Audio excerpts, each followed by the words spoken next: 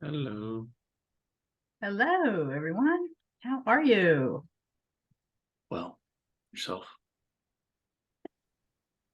Good. How is it going, Linda? It's going well. Awesome. It's going the end of the day. Yay. School close tomorrow. We're done for the week. Right. Risa, how are you? Risa, can you hear us? I can now. Hi. Ah, It's nice to finally put a face to the name. haha. We had discussion about you for the conference program or something. Your name came up, Risa. I don't know. You said you have a question about it? No. I said like your name came up for the conference, for the Right. Annual conference. Yeah. Oh, the annual conference. Yeah. Not the training. Okay, whatever. No. How's it going? Are you guys ready? That's okay. You can. Yes, That's we fine. we are ready. I have to lock in the primarily what I'm concerned about right this minute is the Thursday night networking event. And I have to lock in the catering contract today, which is why if I could get a list of all of the students and the instructors and the staff that will be there, I can kind of cross-check it against the Texas RSVP list that we sent out, because I suspect there's a lot of overlap and I don't want to double count a lot of people. So, I have a preliminary count that I got a few days ago, but whatever, if you have anything that actually has names so that I can cross-check and we don't pay for people twice, that would be good. We can let Kelsey know to get in touch with you because I think she's more. It's the She's out. foundation. She's out until tomorrow. Oh, she is. Okay. Yeah, which is the only reason that I'm mentioning it now, because theoretically I'm supposed to lock in this contract today with the caterer. Oh, okay. I wonder if Diane would know. I just sent Diane 5 minutes ago. I sent Diane an email Okay. asking her for it. So now I've asked you for it, and anybody else that thinks they might be able to come up with that list, I could use it. Yeah, you know what? We could probably get that to you. If you don't hear from her by the end of the call, send me or Eric or Gallery a message and we'll figure out how to get it to you. Okay. Yep. Okay, so what were you talking about the annual conference? I think it's something related to Champion Waste and biochar application. I think Okay. Matt caught and brought your name, I think. Yeah, I gave Matt the Champion contact information. Right, and I think it did not materialize or something like that. So Yeah, that group is hard to reach. right. So yeah, we kind of moved on and found another speaker. Okay.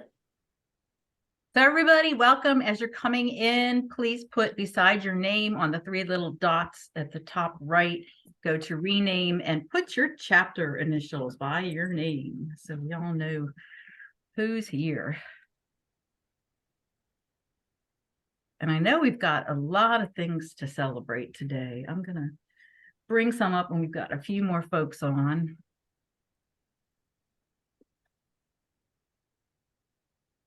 So you want us to put in the chat who we are and who we're Well, with? you definitely put, okay, so first put in the chat if you have something to celebrate, something new going on in the chapter, and in your little name on your picture where the 3 dots are, if you could rename yourself and just put your chapter initials after your name. So like it would be Linda Norris Wall. I guess I could technically put MDDC. Got it. That way we all kind of get an idea of who else is here and where we're from. Hi, how y'all doing? Bruno, where are you at? Are you working or are you on vacation? No, working. Oh, Always working. always working.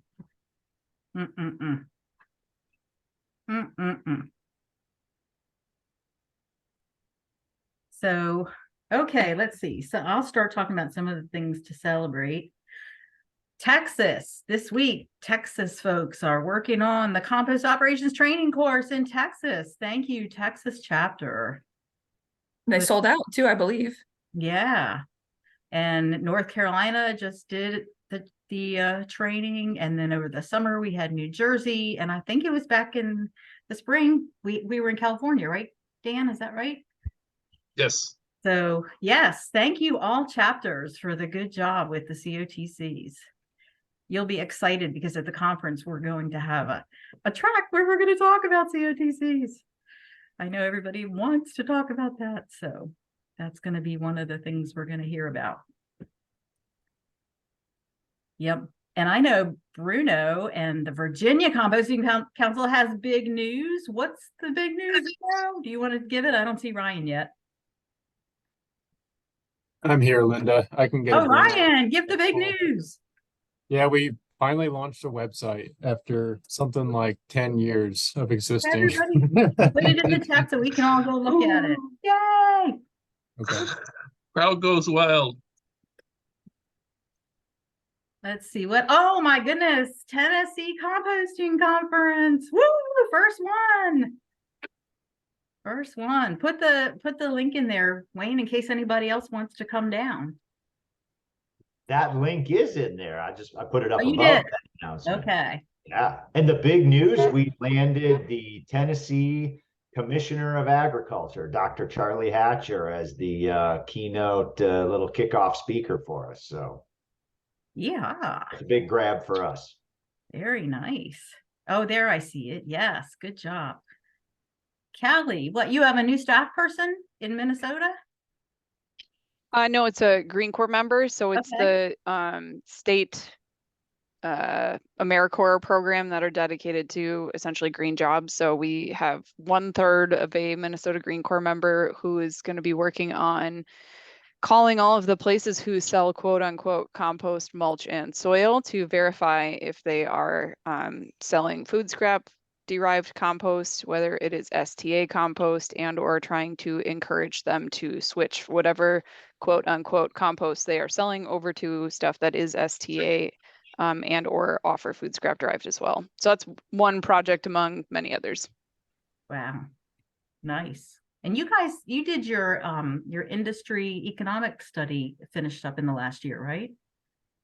Yeah, another one of those came out last year as well. I think we're on pause for that for the year. But yeah, lots of other stuff happening. All right, you guys, keep putting this stuff in the chat because you can all call each other about these things to find out how people did them. We never have enough time on these calls anymore to go around the room.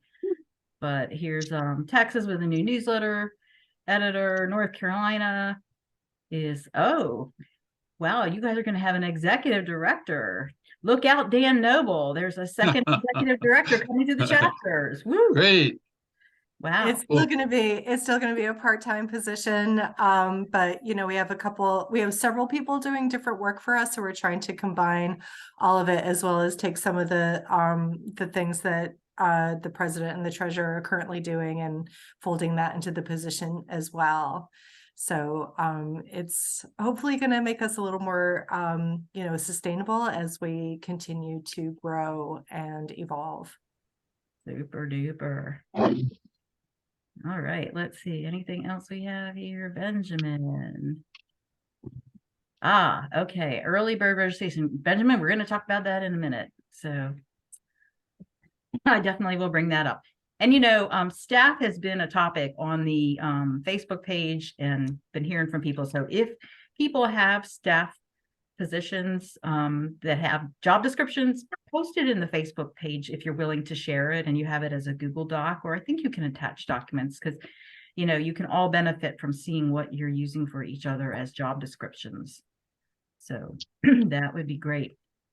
Okay, well, I think we have enough folks here for to start off. So we've been celebrating things, but there's a really big thing to celebrate here, and I'm trying to see who all is here. We have a new chapter, folks.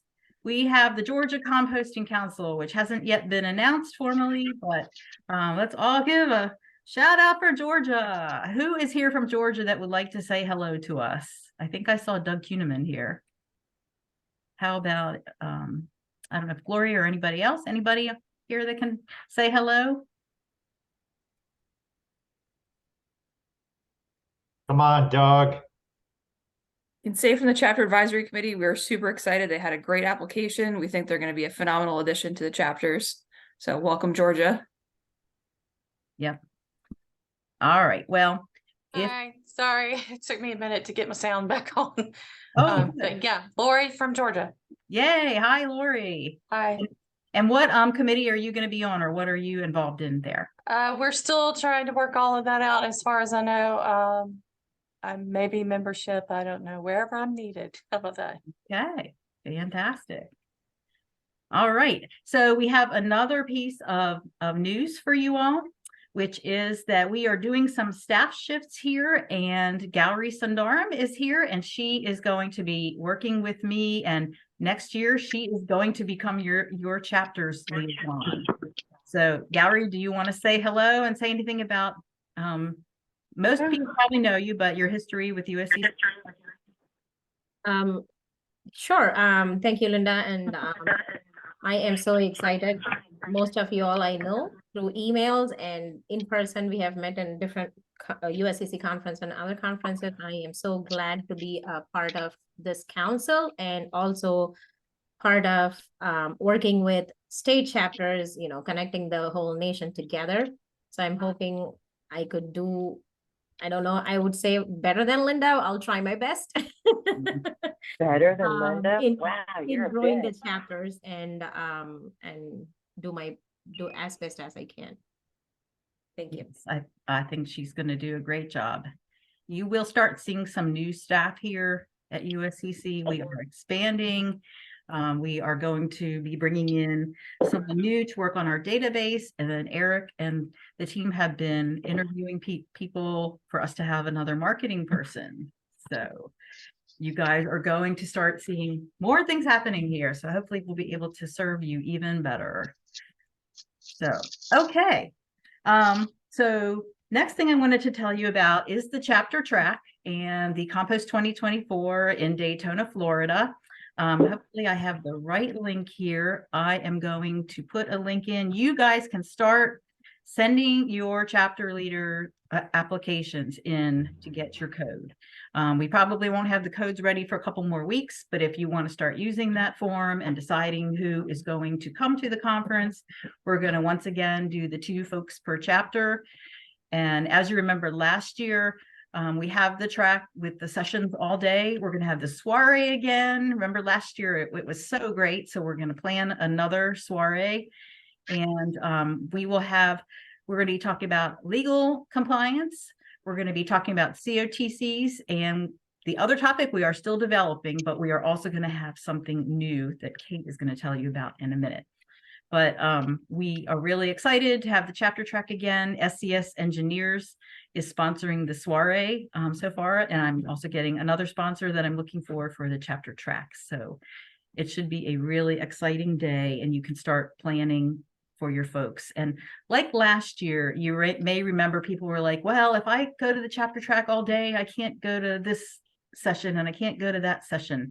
If you get one of the free tickets, all you're responsible for is making sure someone from your chapter is in that room. If you know, we're hoping you will be there for most of the sessions, but if there's something you really want to attend, you know, bring somebody else from your chapter, and anybody can come. As many people as want to can come to the chapter track.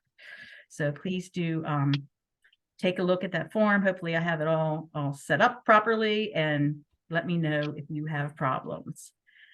So that is the main USCC news at the moment. There's always so much news I could take forever, but hopefully we'll do a chapter bulletin soon that will give you more news. Does anybody have any big questions, USCC related questions? We're going to talk compliance in a minute and chapter rebates. So if that's your question, just hang on. All right. Oh, Benjamin. Looks like Benjamin has. Yeah, I'll ask the question. So if we have folks, since Illinois hasn't decided who we're sending, if folks register will you just issue them a reimbursement if they're selected for the freebie on the chapter side? Oh, you mean they already have registered and paid? Well, we haven't, if they do, we haven't, I know the early bird's coming to a close. We haven't actually figured out who we're sending. So if people exercise the prudence to go ahead and register now, will you reimburse them if they are selected? You know what? I think the codes will be ready very soon. Actually, I think they practically are ready. So let me get the codes out once you, I'll try to get codes out to you as soon as you put the person on there. I think maybe what you're saying is you don't know who it's going to be. Correct.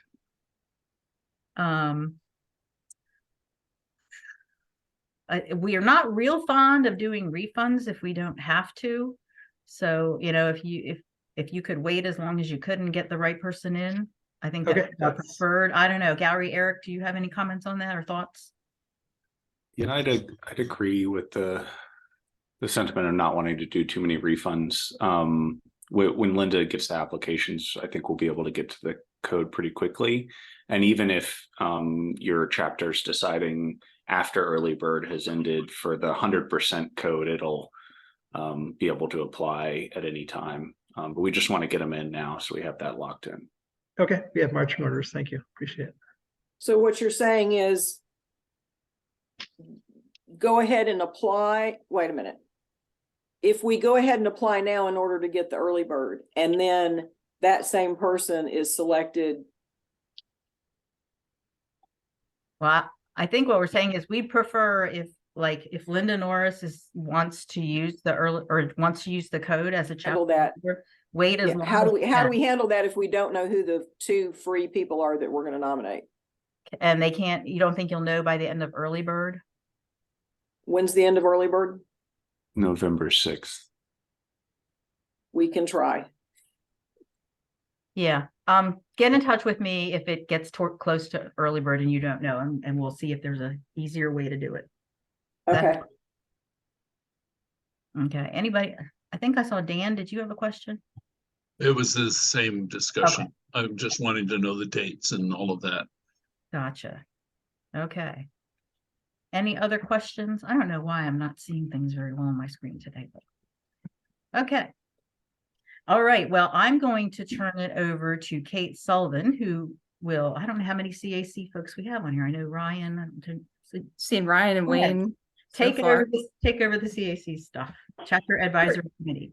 Sure. Can you share the screen for the Oh, awards? yeah. Yes, I Thank you. can. Hey, everybody, so we are super excited to announce that we are having our first official chapter awards this year. So the first one is the Chapter of Excellence Award, which Linda is pulling up right now. So as soon as she does, I'll talk about that in a second. Perfect. So you do need to apply on Proposal Space. You can see the criteria there, and Linda has sent an email about it. I'd say, I guess, if you didn't receive an email, put your email address in the chat. We'll make sure that we get it to you. There's 2-pronged approach to this. So the first one is making sure that you meet the best practices criteria. And the second is actually an essay component. So anywhere from 250 to 750 words. So we're not looking for a giant novel, but we want to hear from you what makes your chapter unique, what kind of cool programs that you have. Okay. Body internet out there in North Carolina. What's going on?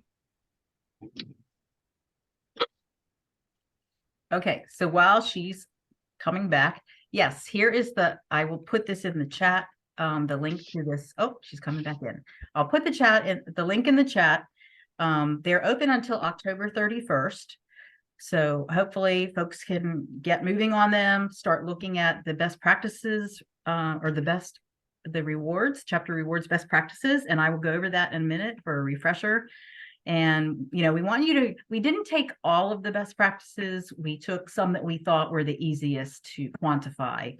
And this will get you started on compliance too, by the way. So if you fulfill the best practices, then you'll get 1 measure of points, and then the essay about whatever project or program or whatever you think meets what the judges are going to be looking for. Originality, thoroughness of explanation, impact to industry, innovation, ability to replicate or scale, and collaboration. I'm back, Linda, sorry. Go ahead, Kate. Sorry. So Keep it rolling. So any chapter is eligible to apply for this. However, we would recommend chapters kind of 5 years or older, but any chapter is allowed to apply, and I'll get into that in just a second. Some cool awards here. The Chapter of Excellence will be invited to the President's Reception at the USCC conference, which is a great networking reception. The And then leadership team, right, the leadership team. Leadership team. Yep. And sorry. And then the other award is the fact that you'll actually be recognized at the award ceremony. So you'll get credit in front of over 1,000 people, which is pretty cool.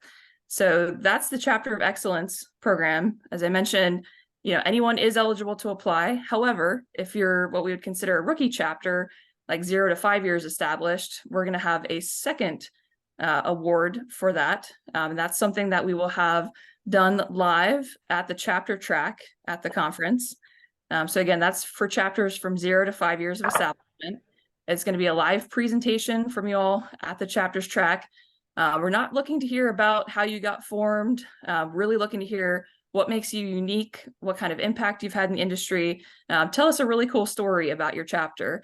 So it'll be limited to about a 5-minute presentation, and we'll actually vote that time as well. So if you're interested in applying to that, please let us know so that we can make sure that we carve out enough time during the chapter track.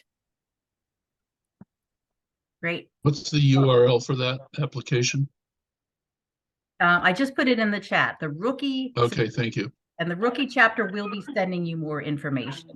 Yeah, We wanted to get the Chapter of Excellence out there first because the nominations committee will be reviewing your applications, and they do that in November. So you will know who wins so that you can come to the president's reception, which is really. And the deadline to apply is October 31st for that one. The rookie chapter of the year, as I mentioned, is going to happen actually at the conference. But we're working on a prize for the rookie chapter of the year. So please stay tuned for that. We've got some exciting ideas. Mm-hmm. So any other questions about the awards? Okay.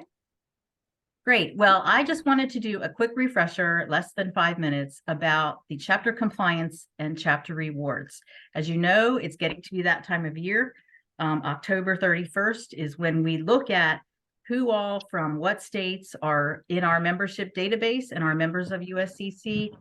And for every member that has renewed from your state this year, you receive a 10% rebate of their dues to your chapter. For anyone who has come in brand new that has checked off when they applied electronically, referred by chapter, for those folks, you get 20%. So we calculate that I usually spend the month of November doing all these calculations. And then after that, we also, you remember last year, we have the agreements. All you have to do is read the agreement and sign off on the agreement and send us your members and all the other things in that compliance checklist. So that's the compliance part that we started last year, the new process that's going to be year after year. The next thing that will happen is the chapter rewards, and we're giving you more time to work on those. And let me pull up the link here so that you can see it.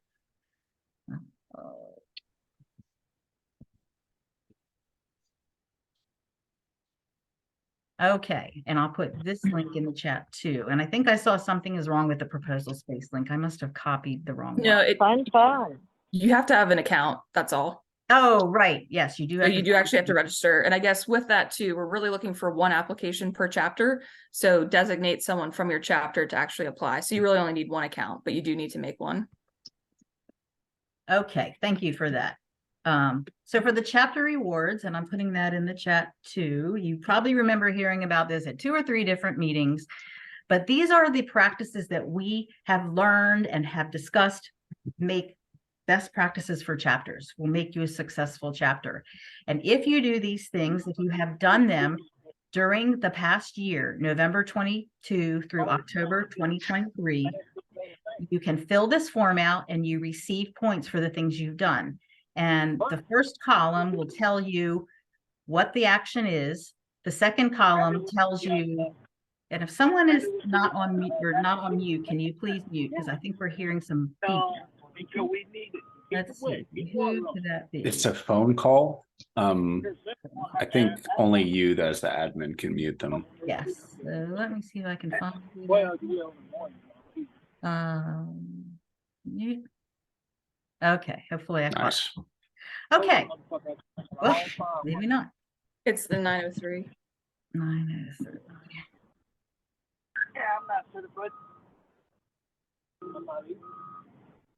Sounds like someone's in a loader. Yeah. Somebody's out doing their work. Hold on, for some reason it's not giving me a mute opportunity.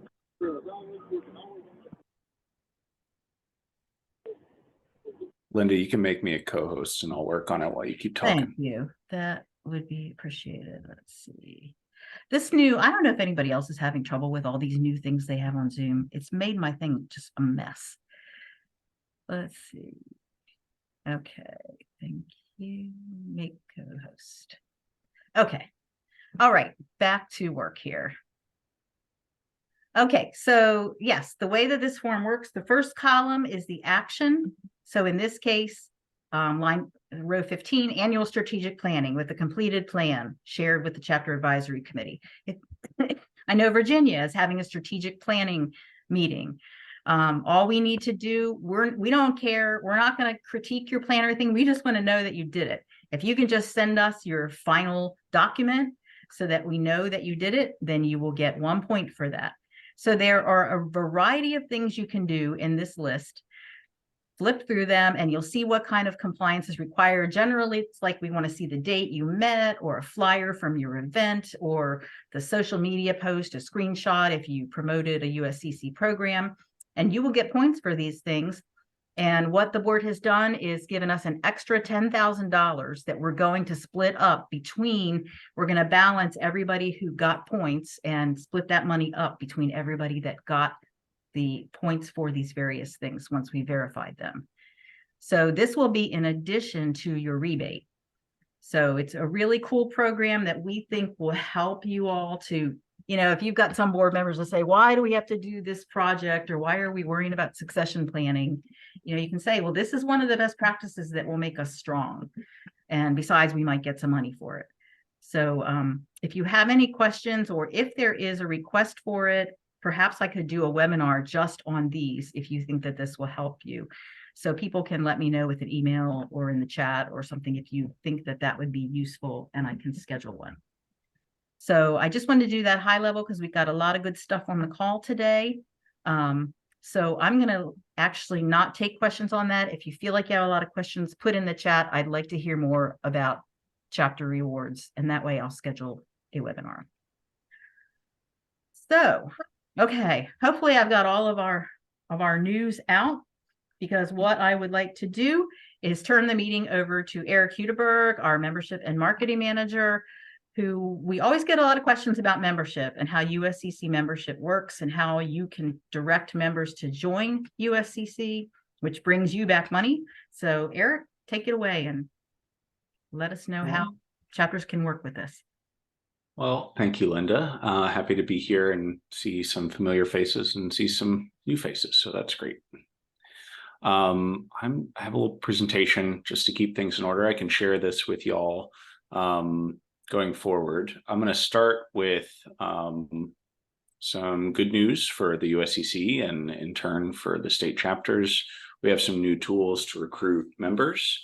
So new website, new promotional video to try and encourage people to join, and some new collateral and graphics that I'm able to share with you to incorporate, adapt, and use as you see fit. So a little bit of general info about the USCC. As you all know, we renew our memberships in the summer. We have, as of now, in the 770 member range. And then we have seats. So we have individual accounts under those main accounts. And each year we kind of see a rise and then a dip. And so every year we renew, and we renew maybe 80, 85, 90% of our members. And this is for the last 3 years. You see the red is the seats that we use. and the blue is the total number of members. So this past year we ended at 890. Just to kind of get an idea of the ebb and flow of USCC's membership as it relates to your membership. And I can share this stuff with y'all as we go forward. Want to also talk about some policies that we have. We have some bylaws that I can review, and then a couple of membership policies as they relate to member acquisitions, and how we handle memberships, and how we try to funnel people to different memberships. I think it's pretty generally understood that a nonprofit should come in at an entry-level membership, and a big equipment company should come in at a high-level membership, and composters and everyone in between kind of falls in the mix. So each of these is a section in our bylaws that go over the on paper benefits of membership and what the perks are. So I can share these bylaws with you. You can find them by going to the USCC webpage and going to the About Us page, and you'll see our bylaws here on this page. We have bylaws, committees, awards, just general info here. So those bylaws are right here. Bylaws. Okay. So another thing I wanted to mention, since we're talking about membership policies, as of August of last year, we have a policy on paper to encourage companies that are acquiring or joining with another company that is also a member. Essentially, what we want those companies to do is combine their memberships to a membership that has a financial contribution to the USCC at equal or higher the two separate memberships. So essentially what this is to protect us from, a company acquiring a lot of businesses, and then we would lose a lot of memberships in individual states. This is to protect state chapters, funding streams, as well as the USCCs. Lastly, a policy, really kind of a function of our website. This is something I put together about where potential members should join.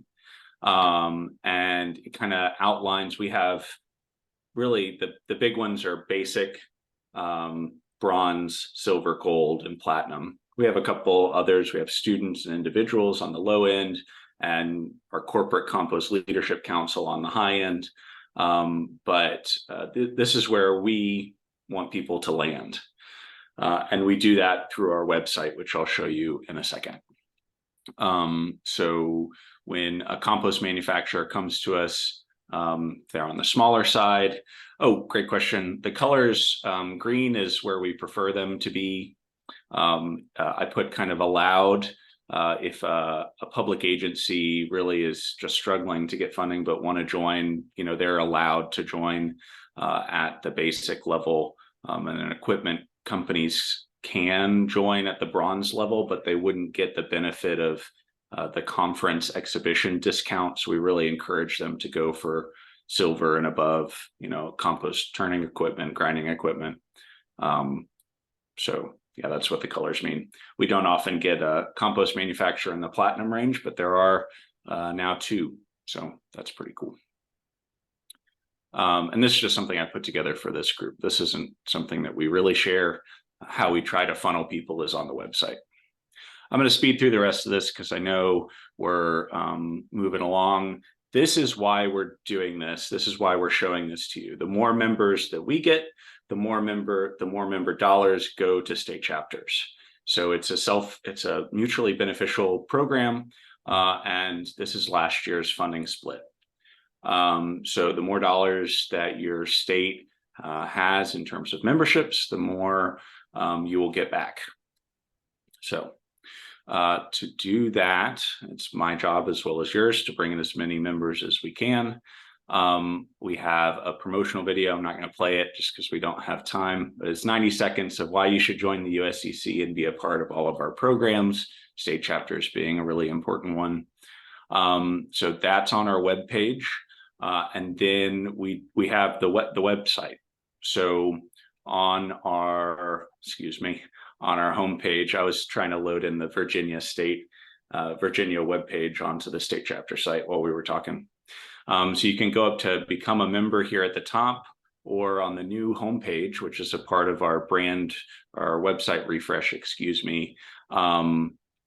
you can learn more about membership, and then you can join, you can watch that video here.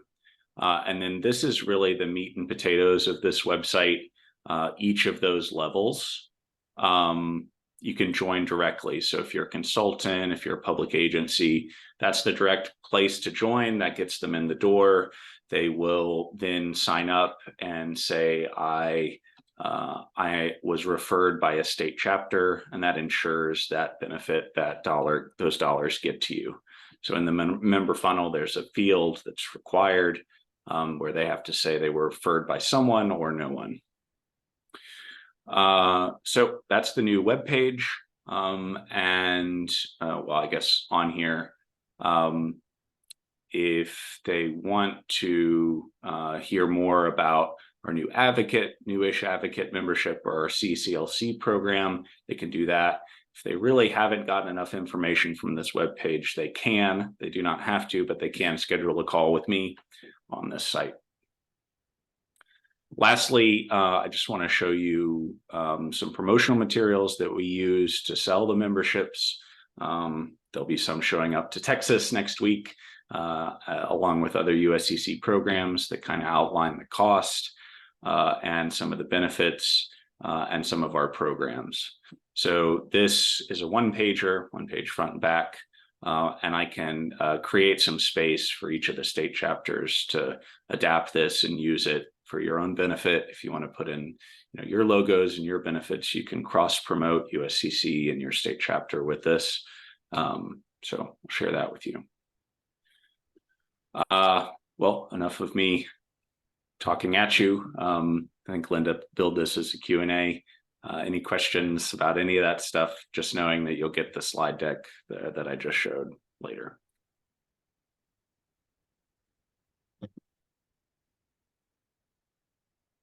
Yeah, I'm going to have to go over your slide deck, so I'll look for that. There's a lot of info in there. Thanks, Stan. I'll share it with Linda, as well as the other resources that I showed with you. So, thanks. I've been hearing a lot of people mention membership campaigns. Is there anybody that wants to talk about that they're doing one? I mean, I can talk about ours, but it's not a broadcast membership campaign. It's more of a targeted campaign. We have what we call our targets, which are the large organizations who haven't been members, because we've been around for 20 years. So most everybody knows about us. So we got to kind of up our game, and then we go after each institution. And I want to dovetail it with the upgrades in in the national membership program. But of course, we have a separate dues structure because we have, we just have a lot of other work we're doing here too. But coordinating it with national is like really important to us. So, yeah. I got a couple of comments and questions. This is Risa. One comment is, I've run into some confusion on my part as well as potential members' parts when they're looking at individual memberships, and there's 3 different levels of individual memberships, and it's very confusing what those 3 different levels of individual memberships mean and what's appropriate. So that's just a general comment, and I can't say that I can explain that to people very well because I'm not sure I totally understand it myself. So that's one issue. The other issue is, and Eric, I'm not trying to throw you under the bus. You've been very helpful, to us. But in Texas, we don't have a separate membership per se or separate dues. we have a policy where anybody who's a member of USCC, if they list a Texas address, they're a member of the Texas chapter. And because of the timing of trying to update the member list and, you know, publish those lists and everything, it just makes it hard for us to figure out who our members are at any given time. And I understand it's, you know, it's a function of the process and a function of the way we've set ourselves up. But it's difficult when we try to send information out that's targeted for our members, okay, for things like elections and, you know, publicity for events and that kind of thing. I don't know how to solve the problem. I'm just telling you that because of the way it's set up, it makes it hard for you, Eric, and it makes it hard for us to figure out who our members are at any given moment, especially when our fiscal year ends December 31st, which is right in the middle of when you are trying to reconcile everything. And it just kind of feels like a train wreck on our end. Not that it's anybody's fault. It's just the way it works out. It kind of feels like a train wreck. I hear you. If anybody has any recommendations on how to solve that problem, I'd love to hear what it is. We used to talk about when there were only maybe 5 or 6 chapters when I first started doing this. We used to talk about doing quarterly lists that we would send to you once a quarter, but that has quickly become a bigger lift than we could handle. Yeah. I would also be curious, how many other chapters are running into, oh, I need a list kind of off schedule, you know, not at the time we send them. Is this a common problem? And maybe put a reaction, anything you want to pick, so that we could see if it's a very common problem that we could try to brainstorm around. This is Ginny. And the Minnesota chapter has been having this, and I'm sure the chapters who've been around for a while have been having this problem for a long time. It's not unique to Texas. And it's a hard thing to do because ours is the same, January 1 to December 31st. And the other comment I'd like to make about this is that there is a limited number of memberships. Not that we've gotten to that in Minnesota by any means, but there's a limited number of memberships that you can get. And I suspect this is true of other states as well. We don't get a lot of cities outside of the metropolitan area. We just don't. We don't get a lot of counties outside of that area. I don't think we ever will, because they have a different priority. So and I brought this up many, many, many times, although not recently, because I haven't been on any of these calls for a very long time. But this is how, it's a head scratcher. How do we get around that? We are going to be limited in what we can do to raise members in the state of Minnesota. Now we could try maybe Wisconsin. They don't have a chapter. North and South Dakota, they don't have chapters, but that becomes an issue of logistics and just time and effort to be able to do it. So that's another factor in the whole membership issue that I think USCC needs to think about. For sure. So one thing, Risa, I totally hear you. Don't feel attacked on that. I think we're having some more staff. So even though the end of the year is a busy time with this new database person, we're working on ways to send that list more often. So no promise on it, but I think it's fair to say that the database person is going to be able to pull that, collate it, get it cleaner, and send it to you more often than this. So I think that's going to be really helpful. And to be brief on the individual memberships, I hear your confusion. In a nutshell, so you got student, anyone who has an .edu is actively involved in coursework. I don't think that's what you're asking about, but that's what the student membership's for. Advocate is kind of our entry level for people who aren't like doing business in the industry, but are wanting to be actively involved in advocacy campaigns and still kind of get our newsletter. So anyone who's not a part of a business really, or they're just kind of interested in industry, can be an advocate. Individual gets a couple more member benefits, and that level is really kind of an older membership level that we have. And then the basic level is the entry level membership for companies that would get a vote in our board of elections, would be able to nominate people and that kind of thing. So when I look at the website, none of that is apparent to me. yeah. And so I'm going to assume it's not going to be apparent to anybody else. Yeah.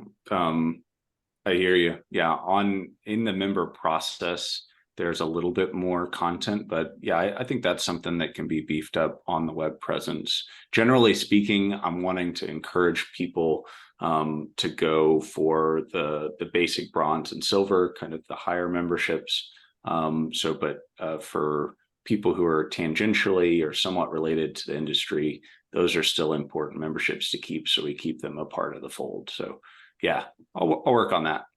Fair. Okay. And one of the reasons why, I'm concerned about this whole issue is because when I look at the list as our list as it stands today, which is, getting 9-10 months old, something like that. There has been so much turnover in the industry and so much change that I can look at on that list, and 2/3 of the people that are listed are either out of the business, work for somebody else, they're missing in action, that kind of thing. And that really hurts us, because I can use that list and I can send in emails out to that list, but most of those, at least half of them, I'm going to say, are not going to end up anywhere. They're going to end up, returned emails, or, who knows what happens to them.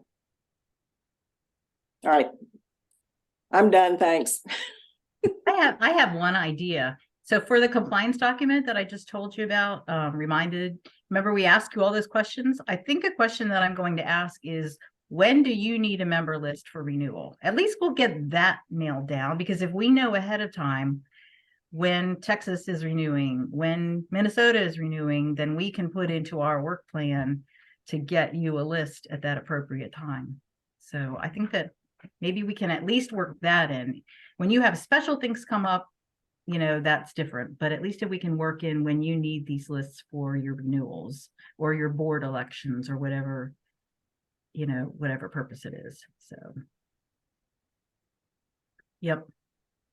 One of the things I'd like to put out there for other chapters to think about is, in Minnesota, we do kind of an early registration. If you get your membership by October 31st or shortly thereafter, you get to be a member for that last quarter of the year, plus all of the next year. So it kind of cuts and we do get quite a few people doing that, especially if they're new. It also kind of cuts the difference between the July 1st and the December 31st membership deadlines that we all are kind of playing around with and going back and forth between. But that's something you might want to think about. Mm-hmm. Any other membership questions or thoughts or ideas? I have one. I really appreciated it when the USCC put together the membership drive package information. That was really helpful for us, because we have an e-newsletter and social media for interested people, and having that kind of in the can, especially with this new level of transparency where people can actually go, it wasn't just part of the package, it's now also on the website. I would love that if you guys, I know, more work, but I think it was profoundly helpful. I think we ended up getting, 6 or 7 brand new members out of it, if I recall correctly. It was really pretty fresh. So my vote for that. I do have a question on how some of the larger national organizations are allocated by state. So for example, one of our biggest composters was just acquired by a national company. So when it comes down to how does that money get distributed among, I'm going to say this national company probably operates in 48, if not 50 states. So how does that pass down to the state chapters? Great question. What we have always done is looked at where their master account holder, their point of contact is what we call it on the inside. Whoever actually gets the bill for the membership, that's the state that gets the benefit. So I know that may not always seem fair, but it's the only really way that we can do that without having to go through a lot of work to find out, well, I know you're bigger in this state or you're doing more activity there. So if you want to go to your member in your state and say, hey, do you have the opportunity to be the master account holder or whatever, if you think that they think it's the wrong person, then you could get it changed. But yeah, these purchases of other companies that Eric referred to could be changing some of the rebates, I would imagine. Yeah, that exact situation is really going to hurt us. Yeah. Mm-hmm. I agree. I do hope and have heard that this company is also going to join the Minnesota Compost Council, and I don't know how you would how you'd look at that, because they're a national member, but now they're also they have a separate membership with the chapter, and I don't know how you all figure that out, but I am expecting from recent conversations that company is going to pay dues to the Minnesota Compost Council. The invoice was sent yesterday, Jenny. There you go. So yeah. So that is something separate. We do not, if it's not coming into the USCC, it's not part of our rebate system. It would have to be a USCC membership. Right, that's the way we've been handling it ever since we've been a state chapter, because we have two levels of membership. I just call it California supporting versus national. And we collaborate on national because national does all of the important programs that we can't do as a state, which is ICA, STA, and all the education stuff, COTC. A lot of that's run through CREF, but I think the state chapter gathering here is like really important to us. So, so we have the two lists, and we use the national chapters as a mining list for our state chapter. That's our farm team, Mm-hmm. You're supporting national, why don't you support California kind of thing? And that's what pays for.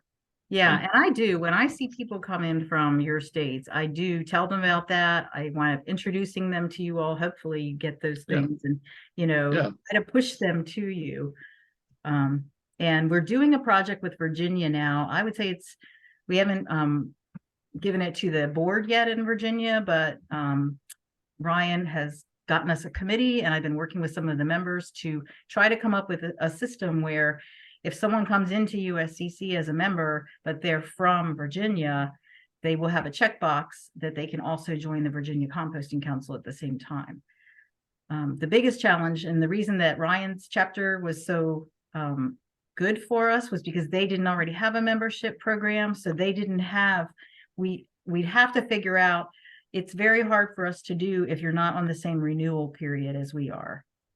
So that's a challenge if we wind up after this pilot with other chapters that want to do it. So, but we'll keep you posted on how that's going. So let's see. That was our membership presentation, and so I put on the Zoom that this would go until 5 o'clock if we want to do breakout groups. I know you guys love them, and I know we're running a little behind because this is such a hot topic. And I see also that Amy asked about Code 336 and the Farm Bill and state chapters. And we are actually doing some lobbying in person on the Hill in a couple of weeks. And we are probably going to be contacting you to see if you are in a state that we're targeting. Right now, we're targeting Arizona, no chapter. California, yes, especially Senator Padilla's office. We are targeting, who else? Pennsylvania, we don't have a chapter there. And I forget the other state. We'll be reaching out to you because what we'll do, we were very successful with a couple of you in this before where we zoomed in calls. Actually another one is Tennessee because Wayne Kokeritz helped us out with that. So I may be getting in touch with you about that. And possibly, you know, we should do another one of the grassroots advocacy things, do one more last one, because this is when the Farm Bill is really getting a push. So maybe we should do one more of those and we'll definitely get them to you all to get out to the chapter members. So with that, I'm trying to figure out how to find out if people want to stay until 5 and have a 15 or 4:45 and have a 15-minute breakout. Let's see, if you are interested in doing that, my gallery is not working very well today. Why don't we just do it and we'll see who stays and who drops off? How is that? If you are interested in doing it, I do have some questions that we can discuss that kind of have to do with the topic today. So what I thought we could talk about, and we'll probably go to rooms of 4. Hopefully that'll be okay for 15 minutes. And I was thinking we could talk about who are your target members for events, for advocating, who are the best kinds of members to recruit for organizing and leading, and I'll put these in the chat. Or where do you find your members? And remember about looking for members in diverse communities. So I thought maybe if people might want to share that in the breakout room, if people want to stay. I see a few people who are having to leave.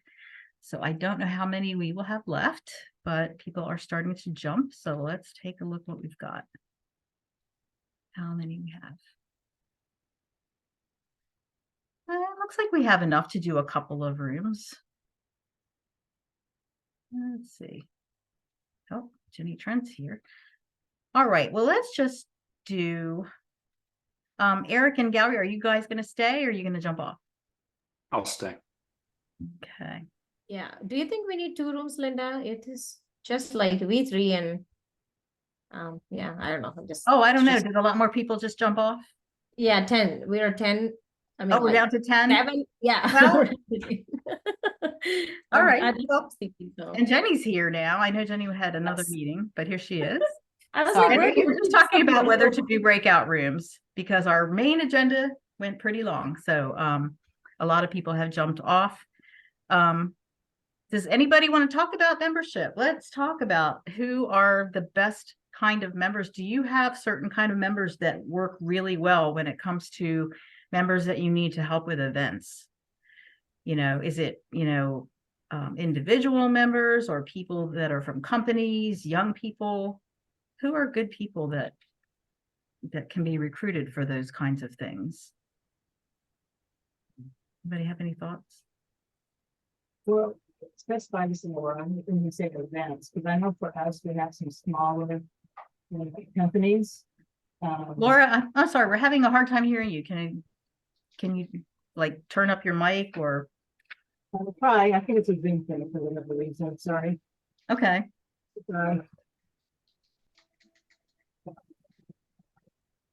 I don't know if this is any better or not. Yeah, it's a little better. Yeah. I was trying to define when you say events, and the type of members. Is that what you were asking? Yeah, I was asking that, you know, if you're looking to find members so that you can have members to help you run events, what kind of people are great for that? Well, what we found is definitely those type of members that have a deeper bench, so to speak. We have a handful that are still small businesses, and that their primary focus is obviously within their business, right? But they're still donating time for the board or on a committee. But when we need broader help with things, and sometimes, you know, we have to look to members that have seats available, but you know what I'm saying, they can assist us. They have a little deeper bench to it. So are you saying a larger company that has several people that they can involve in the chapter? Yes. Yeah. especially if it's being new and getting launched. You know, we have a couple of people that are helping, but you know, one of the people that's helping us, when now we have some more assistance with marketing, that person's been helping us. I mean, she's kind of the main person for her company too. So, you know, what percentage can we really give to board responsibilities, if you will, right? So for us, it's always trying to diversify and bring more people in if they can't be on the board to serve on some committees. And understand that they can help us from that perspective as well. Like Risa had brought up that we have a new person that's willing to help us with a newsletter, which is great. Mhm. Is that kind of what you're talking about? Events at a chapter level? Yeah. Yeah, I'm just hoping we can share and get ideas from each other about who's worked well for certain things or who you've been able to tap. And big companies is a good point. The other thing I'm curious is is it all kinds of members who like to advocate and go to testify in hearings, or is it a certain kind of person? Like, I know in Maryland, we have really good luck working with Clean Water Action and some of the environmental groups. Is anybody else having any luck with that?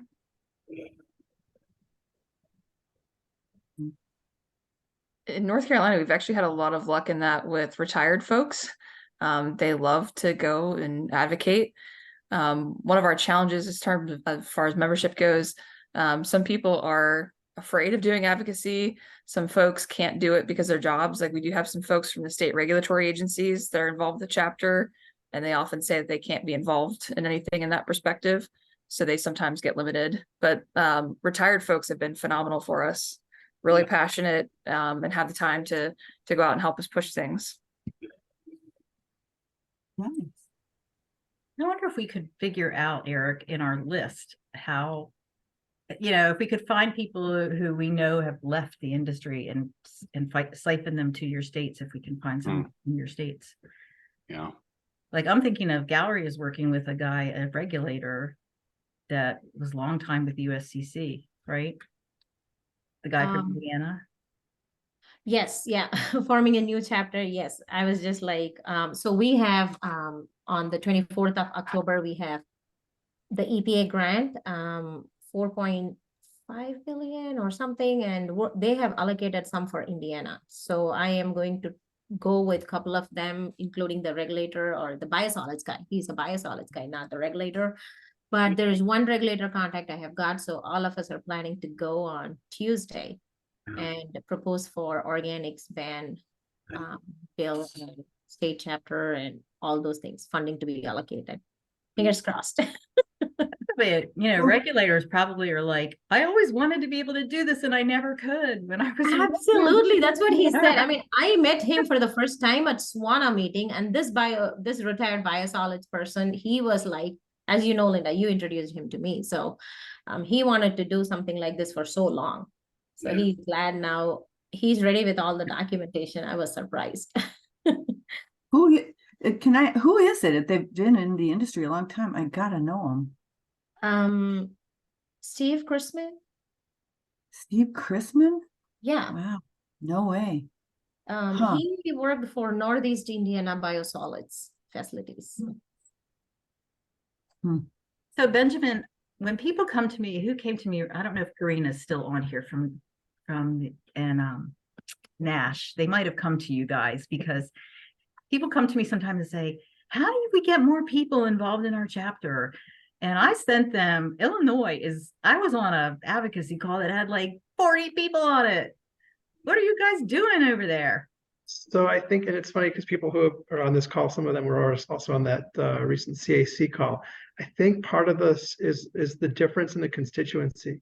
While some of the chapters are more industry specific, as is the USCC, at core, not necessarily limited to, we were on the spectrum from the homeowner who just wants the food scraps diverted to the big processors and folks who need to get compost into the ground. We have haulers in the mix who have nothing to do with either products management except being the intermediaries. So we have a broad base to choose from. And to speak to that, we also don't restrict access to the calls. So on that call that's 40 people, we might only have 20 who are in fact members, but we're hoping that they're interested and they join and they participate. You know, something I was going to hold back on, but we'll see how this turns out. It's an experiment in process. I happen to really be excited about USCC having the individual membership now, because from my particular perspective, I think it's really great to get the individual memberships in Illinois. These are the people who tell their local governments, hey, I want compost in my soil so I don't have to have the pesticide on my sports turf. And they're the ones who decide how much tax they're going to pay. They decide how it's going to be spent. They elect their representatives locally. And then they go ahead and they get their representatives into the state legislature to help guide those bigger policy questions. So it's an experiment. It's my opinion. I get a few years to try and maybe get this to work, but I think that's a really important constituency. Our experience with the big companies, and it's interesting to hear, you know, that some of the big companies are sending more people to the team, essentially, allocating more time to the team. We probably struggle with that for two reasons. Number one, when it comes to our composters, they're often lean operations, so they don't have extra personnel to allocate. So we're lucky to have any. I mean, Kyla was on the call. She's amazing. She's from a big firm at core, but she's carrying a tremendous amount of responsibility and sharing with us and sharing with USCC through her committee work there as well. The big companies, you know, you think waste management is part of our organization. We only have one waste management representative. We have a couple of really big haulers. We only get one representative from their companies. So, you know, in terms of moving the needle, I think the voices of the small are louder than the voices of the large. It's interesting to hear you talk about leaving your calls open. Yeah, could for sure see how that would encourage just loose participation to show interest and then funnel those folks in. It's cool. Mm-hmm. Amy and Kelly, anything in Michigan in terms of membership when it comes to, I mean, you've got several of you have chapters where you have AD and food rescue. How does that work out? Does everybody work together on every project, or do people wait for the projects that involve their own personal passion? Kelly, do you have anything to add on there? I have a couple things, but. Yeah, I mean, I was just gonna quick mention, like, I mean, not really. I don't think everybody works on everything. We did recently do like a series of compost tours throughout the state. So we had a bunch of composters that were all working together, and that was really, but you know, we did reach out to we were thinking about branching out to some other different types of, you know, there's a digester, I think that we had reached out to, but they might do it next year. But they, you know, everybody was like fine working together toward, you know, giving these tours and providing information to people over the state. But Amy, yeah, go ahead and Ed.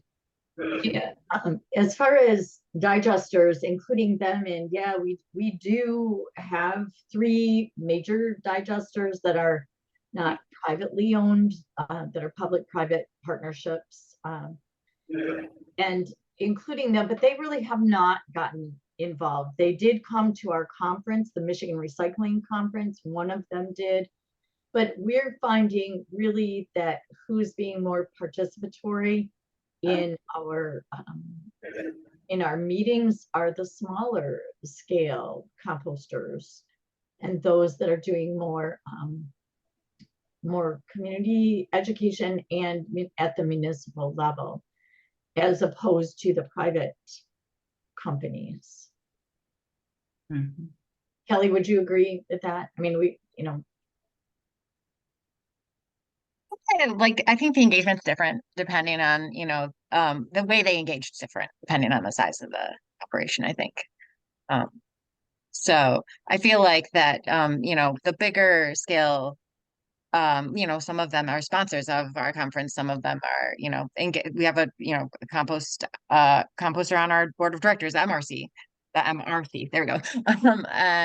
So, you know, for the larger scale I think, you know, what am I trying to say? The larger scale companies, they're more likely to be engaged in a different way. And I think that the people doing the work, like on our, you know, leadership team and stuff, are the smaller scale community composter. So like, I think everybody's got a role, and just making sure everybody's in the role that fits them is what we're, I think, trying to do.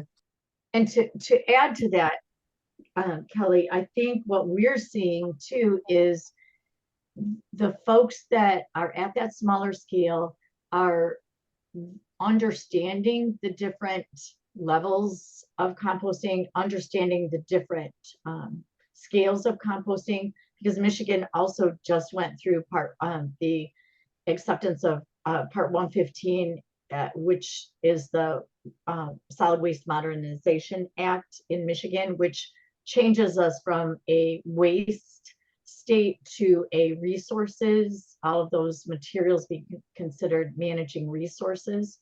And that's going to take a long time to go through. But we did put in there 3 different levels of composting.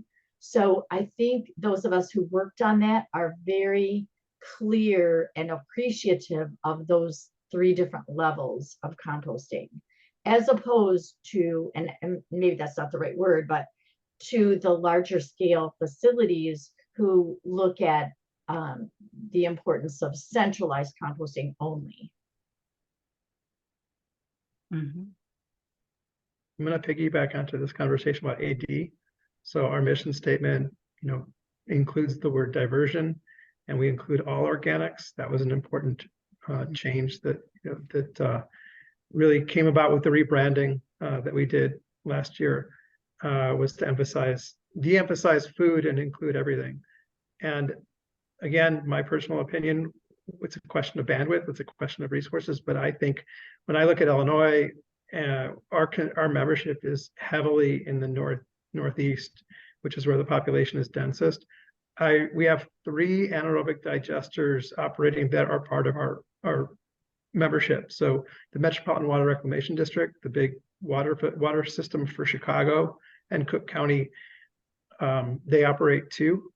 And there's a group called Green Era, which is going to go live soon. That's a private enterprise. But I think when we look around the state, and if we really focus on the diversion agenda, everybody has a water filtration facility nearby. We don't, as a group, have a great depth of knowledge about AD. We need to learn more. But I think rather than having compost operations for small populations, I think piggybacking onto the water systems might make the most sense for Illinois, or maybe 2/3 of the state. So I think it's an important conversation. I don't know how that fits entirely into the USCC umbrella, but I think from a state perspective, that's what I think will eventually help Illinois. Linda, maybe, or someone, can somebody update us on that? Because that's a question in Michigan too, surrounding AD. And Amy, I just got to say, you know, working on CAC this last year, we have had chapters reach out that are interested in pyrolysis and biochar, as well as AD and digestate. And so CAC has had this discussion, but we haven't had a chance to really have a real robust discussion on how these types of entities fit in with the USCC and specifically the state chapter program. So I think it does need a discussion to talk about it before, you know, we can kind of come to at least an understanding of where it fits in and how it fits in. I think it's important though. Yeah, So I maybe- I do too. And I think it would be good, and I almost hesitate, but I'd be interested in, you know, that conversation too. Okay. Yeah, maybe that should be on, you know, the next year's plans, is to make sure that this is something that we bring up at a quarterly chapter call and have some questions and try to kind of gauge what the climate is amongst the state chapters and how they feel about it. And Michigan is biochar operation too, so. Yes, biochar is big and it's just growing. I see the Yeah, 'cause we industry. had a big discussion when Minnesota came in, and I don't think that, I mean, maybe Kate can add in, but I don't think that the CAC wants to close out. We want chapters to have their autonomy to be able to bring these different audiences together, but we're also nervous about, we are the US Composting Council, and that, I don't know. Kate, do you want to add anything? I'm so sorry. I had to step away for a minute at the worst possible time, so I missed that. Kate is our Just- chair, so. Just interested, Kate, in how you feel about chapters adding biochar initiatives as well as anaerobic digestion. Oh yeah, we've had that discussion, and it's a tough one to answer right now. I know we've kicked it around a few times, trying to make sure the council's still mostly focused on composting while still, including some of those other items like biochar. I think that they can bring money and people to our industry, which is great, but just not wanting to lose the focus of composting is kind of where we've gotten stalled out. So not wanting to alienate them, but also not wanting to become the North Carolina Biochar Composting Council or something of that nature. And yeah, if I can add to that to just something, and I certainly don't want to monopolize the conversation, but I did just return from the Canadian Composting Council's conference, annual conference, and they definitely, AD is a big part of what they do. And Benjamin, kind of what you said, they're very involved in AD as well, but not losing the focus of composting as their focus. And they do refer to it as organics recycling. They are the Compost Council of Canada. That is their name, but they do have a digestate quality assurance now too. So there's a lot of things different, just an hour from here. Yeah, and I would add something on. Pardon? Were you going to add something on? You look like you were going to say something. Oh yeah, we've had as Linda said, the biochar folks here in the state approach us and want to be part of our organization. And where we ended up is they're forming their own separate 501c3, but they're going to be a part of our board and a part of our discussion. And I don't know, we're feeling our way through this. We don't really know how it's going to work. But we know that it can be a benefit to both of us. So we're trying to look at it from that perspective and work on it from that approach. The other thing that just happened is, as Kelly mentioned, one of the large national companies bought one of our largest compost facilities here in the metro area. We're all very nervous about what's going to happen there. But we feel like we have to work with those folks real hard because they don't seem to understand what composting is very well. And one of the staff people that was a part of that company for a long, long time before it was bought out is now working for an AD system. And he's going to be up here in Minnesota trying to locate an AD system. And he says, there's just that AD is great, but they're going to have to compost that digestate before they use it. So it fits in still with the compost part of our organization, but we're also, as Kate is, nervous about losing our focus. That's been my big concern, is losing our focus on the composting part of our organization, which is what we have been. So Jenny, is that SET you're talking about? yes, yeah, And they waste got management? bought out with waste management. Yeah. Yeah.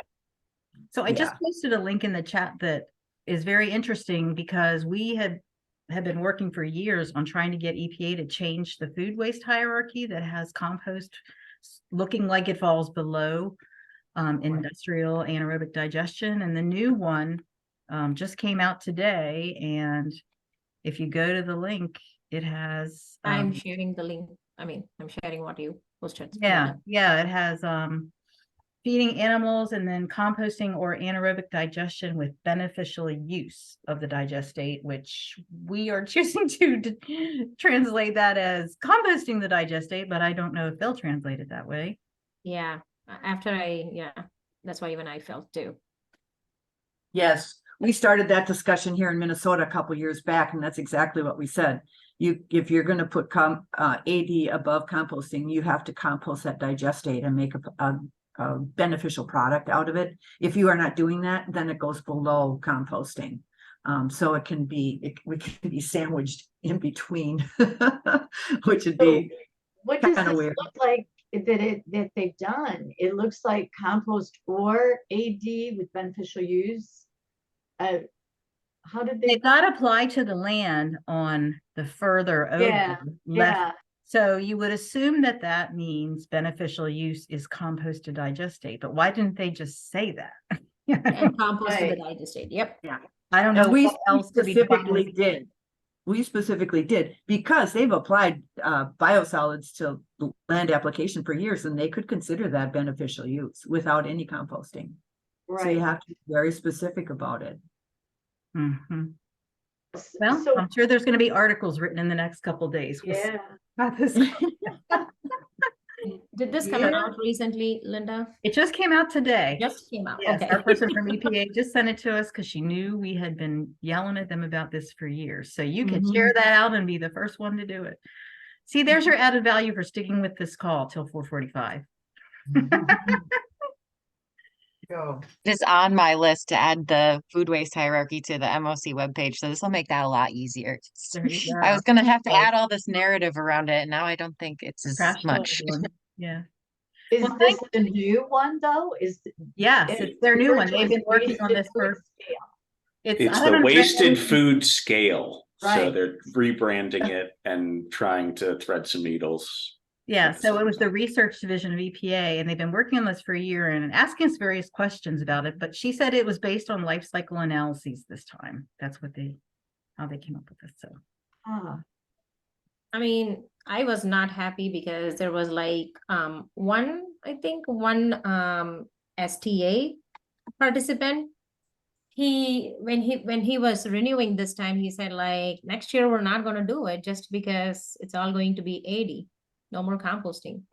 Come on now. I said, just try to work on composting the end product. Still you can be in STA, but it's kind of like happening as Benjamin, you mentioned, it's happening. ADs are even in my city and couple different cities here. Yeah, I couldn't push much of composting, but AD is taking over. I just think as long as we push that they compost the digestate. Yeah, Yes. yeah, that would be wonderful. Yes. All right, everyone. Well, I'm gonna say your point is great because I actually called this new facility that's coming up. I was on a tour. It's been probably 6 months, 9 months, whatever it was. I called them on it because they said that they generate biogas, which they can use, and they're selling back to our gas company, and compost. And I said, don't call it that. I said, I'm happy to chat with your engineers and get them in touch with actual scientists who can explain to them why they're wrong, but it's not compost, and it's really a disservice to their community to label it as such. Silence, crickets, not a word. New York City is calling their Smart Box program, which most of it is going to their AD, and they're calling it their compost program. And here in Michigan too, we have a real push for smaller in-vessel systems to hospitals and schools, and they're touting that as compost, finished compost when it comes out, and it's just not.